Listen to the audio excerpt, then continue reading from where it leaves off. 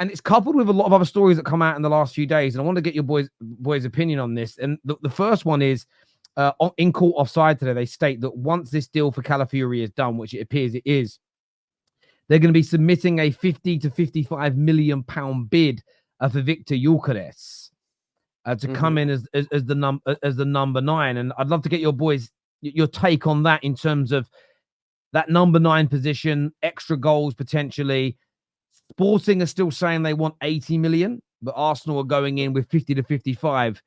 Break that down for me, boys. I really think that Arsenal need an actual different number 9 than Kai Havertz and Gabriel Jesus, which is going to be Osimhen or Viktor Gyökeres. Viktor Gyökeres, the thing about him is that I think Arsenal are doing the right thing, because I think it's too much to bid 80 million for a player that has 1 year only in a top flight. He played in the championship before that. But I think Arsenal need this guy. Arsenal need the player that in the 0-0 games or the 1-1 games, he wins you the game. And that can be the guy, the number 9, that is a different profile from Kai Havertz and Gabriel Jesus. I salute Arsenal for not submitting to the 80 million thing that Sporting Lisbon want. Arsenal need to move quick in this market, because there are other clubs, and also there are other clubs that are in for him, and the striker market is weak at the current moment. Arsenal, to be honest with you, a lot of people saying that they want Kai Havertz to start as a number 9. I think it's too much risk to assume that Kai Havertz will replicate the second half of the season as the number 9. And if you watch Arsenal last season, yes, they scored a lot of goals, but there are the small game, the sum of the game, that when Arsenal wanted that different number 9 to come in off the bench, and they brought in Edin Nketiah, and he didn't do the job. So Viktor Gyökeres, whoever other striker they are linked to, but it looks like the Viktor Gyökeres, I think this might be the difference maker. And I know a lot of people, we love Kai Havertz, we want Kai Havertz to start. You know, all the songs they sing about Kai Havertz. But you need something else. Gabriel Jesus is yes, exactly. You need something else. I gave you the first line. Oh, come on. You are the one who sings Arsenal songs. A lot of people, you're the one who sings Arsenal songs. You're an Arsenal I'll be honest with you, Mo, they're the only one that can stop City next year. We have like a 2% chance. This is why I am behind. I am publicly behind them. I am publicly saying I am behind Arsenal to win the league. Listen, I am we need him to win the league. Smaller chance. So my club's chance is like 2%. Within 3 games, everyone will stop being delusional about Liverpool anyway. So we can bypass that shit in 3 games. But with Arsenal, we have to be honest. They're the only one that can stop City next season. And that's why, listen, for me, I've never had a problem with Arsenal. Arsenal are a real club. There's no 115 charges. They didn't win the jackpot 15 years ago. They done it the slow way, the hard way. So I have no bad thing to say about Arsenal. And on top of that, I'm a Liverpool fan. I'm not like the certain people who want to force rivalries and shit. My rivals are Man United, Everton, Chelsea, and to a smaller degree, Man City. That's it. Other than that, there's no clubs that I quote-unquote hate. I'm not going to make fucking rivalries up just to appease people, you know? So for me, I'd rather Arsenal win the league next season. But I'll be honest with you, I'm the worst one to ask about Gyökeres. I'm the worst one to ask because I have Portuguese league striker PTSD. This is the thing for me. I'm never. I can't. One, it's that everlasting statement of one idiot ruining it for the rest of them. Listen, until Viktor Gyökeres comes into the league and scores goals, I cannot back that signing because I've seen. Listen, we're talking about banning people and stuff. I think Darwin Núñez should be banned for punching a fan. I think that's unacceptable whatsoever. He did miss the punch. That's just normal. That's what he does in front of goal. But I'm saying he should be banned for punching a fan because that's unacceptable. I think we need a Premier League ban. There should be a Liverpool ban and a FIFA ban as well on Darwin Núñez. But yeah, that's what I'm worried about, to be honest with you. But I wish nothing but the best for Arsenal. But don't you think that is smart that they are not submitting that 80 million bid? The whole Toney thing just disappeared. I genuinely don't get it at this point. It just disappeared out of thin air. It just became something that's like every Arsenal fan 6 months ago on the terrace, in the comment section, in the world, wanted Ivan Toney. All of a sudden, just 4 months later, it's no longer a thing. I don't know how. I don't know how it's no longer a thing anymore. Yeah, so an Arsenal fan the other day said, and I haven't read the article, that essentially Tony met with Arsenal, had a conversation with Edu and Mikel Arteta, and they walked away from the meeting and said, he's not for us.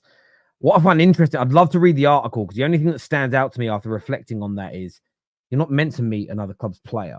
Would Arsenal flagrantly disregard the rules and just meet with a player that they have no permission or right to? I don't know, but that's what I heard. I don't quite get it. We know what fans are like sometimes, though. When you're linked to a player, he's the best thing since sliced bread. You suddenly no longer linked to him, and suddenly there's loads of problems with him, and there's issues with him and stuff like that. But I think Ivan Toney be a great deal. What I've seen and read and heard about when it comes to Gyökeres, I do agree with what Mo's saying. Very different type of striker to what they already have. And I think some people would look at it and go, well, he's big and tall and strong, and he's a little bit like Kai Havertz. He isn't. He's got much more of a predatory instinct up front. And I think that's Arsenal even need a new wide player who is good enough to bench Saka or Martinelli, or they need someone that can score those nasty goals, those scrappy goals, who, when he gets those one-on-ones, is scoring 50, 60, 70% of them, as an example. A player who, in a game where you're barely getting gilt-edged chances, scores something out of nothing.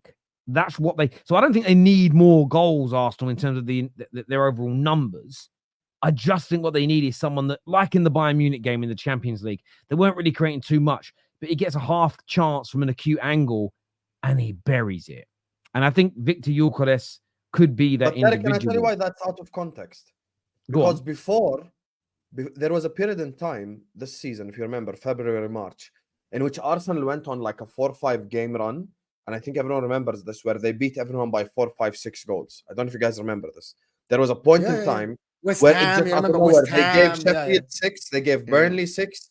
I think they gave Newcastle 4. 5, West Ham, you remember 5? Yes, West Ham 6. They had a period of time where like 5, 6 games in a row, they slapped the shit out of teams. But that wasn't what was being said in January, though. That wasn't what was being said a month before that. People were talking about Arsenal's lack of goal scorer. Now, the reason why I say why it's out of context is that kind of 5-6 game run improved Arsenal's goal difference massively, because they were slapping the shit out of teams. So it gave them like a plus 30 on what they had before that. There was a point in time, and correct me if I'm wrong, where their goal difference was like 10 goals plus 10 or something. So I think, but that's more to the point of what I'm talking about. I think that when you look at their overall goals, there's no issues, but it's in particular games or at particular moments in the season. And I still stand by what I said all of last year.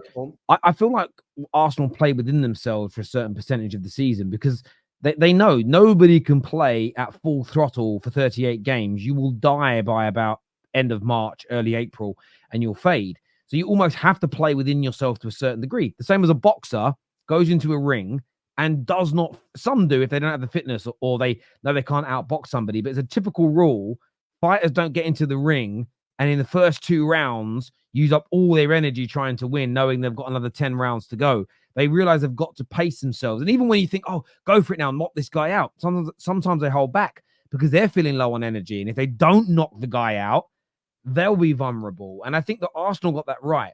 But when you're playing like that, which they're going to have to do again this year, what you sometimes need, you think about the draw at home early in the season to Fulham as an example, what you sometimes need is someone who's got that predatory instinct, who gets that half chance, who buries it. So the performances may not improve dramatically having Viktor Gyökeres, but what you might pick up in the season is 6 more points, because he just has that ability to score something from nothing. So it's either someone like him, or you need a kind of superstar, high GA level inside forward who can come in again, just get you those points out of nothing. So it's about having balance there. And look, I agree with you, Mo. I think that bidding 50-55 million to begin with is right. I know that some people will just say, and I always push back against this, just pay the 80 million, get it done, get him in on the tour. Not for this guy, Terry. Not for this guy. I agree. Well. Not for this guy. Might be for Moreno. Might be for Calafiori. Not for this guy. Man. Yeah, but here's the difference. Because we watched, what's his name, Nunes at Liverpool. When Liverpool went and Benfica, here is the money, and it didn't work out. Arsenal shouldn't put all their eggs Why on you have that to remind me Gyökeres of that, basket. Mo? Do I remind you of Yeah, Lukaku that's every what stream? happened to you, man. You're the benchmark Do I for the remind you of failures of Lukaku signing every players in stream? Portugal, bro. Lukaku was successful with us. We Oh yeah, actually very made money. successful. He cost you 2 European finals. Very successful. We won the league with him. Basically, Arsenal, to go back to the Arsenal, if Arsenal go and bid and get the 80 million pounds for this guy and put all their eggs in that basket with someone who has one season, I think you're just maybe you're doing the Nunes deal again, where you're putting all your eggs in that basket. It's good. 50 million is good. I think he can get it for 60 million. And I think he adds a lot to your front line. Gabriel Jesus came out and said that he wants to be a part of the team, so he can be the backup for Saka. You can have Havertz and Gyökeres. And again, you have two different forwards. Just Gyökeres might be the difference maker for Arsenal. Man City away, you had 3 chances and Gabriel Jesus fluffed his lines. Gyökeres might score 1, you won the game, you won the league. No, I agree. Reverse, Gyökeres might not get in those positions because Jesus got in those positions via Jogo Bonito. Let's keep that in mind. Yeah, but there is no By R9 what? here to sign. Jogo who? Via Jogo Bonito, like dribbling past players and shit. But you know, And there's smart no positioning. that player doesn't exist. There's only one player that Arsenal can sign, and I can say hands down, he can do both aspects of this. Can be good in transition, quick, and can finish, which is Alexander Isak. But he isn't available to that money. You know what I mean? Million. Yeah, okay, bro. Yeah, The he's thing not is, available though, with that money.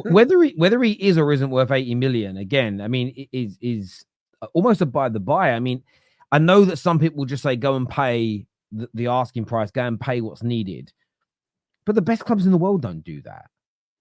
The best clubs in the world, Real Madrid negotiate prices down, Man City negotiate prices down. All the top teams do it. So this notion of just pay whatever Sporting want to get the player in, no. Because if you do spend an extra 30 million on him, typically agents get 10 to 15% of the sale price. So that means an extra sort of 10, 15 million pounds again. 10, 15 million pounds on top of that as an example. It also sets a precedent to anyone else who's trying to buy. Well, they've got money, we'll whack our prices up.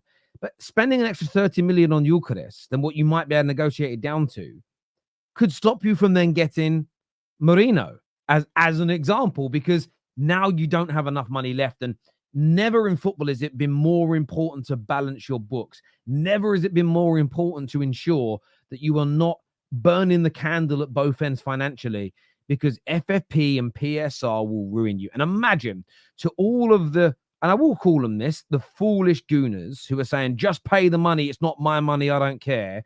Imagine how you'd feel if Edu goes, okay, mate, does what you say, spends whatever it takes, you win the league, and then you get a 10-point deduction because you break PSR and you have it taken away from you. How stupid would that be? You have to comply with these rules and these regulations. So from my perspective, and I've seen it for years on Twitter, I've seen it on socials for years, the amount of comments I've had over the last 8 or 9 years since I've been on socials from fans of all football clubs that just say, it's not my money, I don't care, just spend it.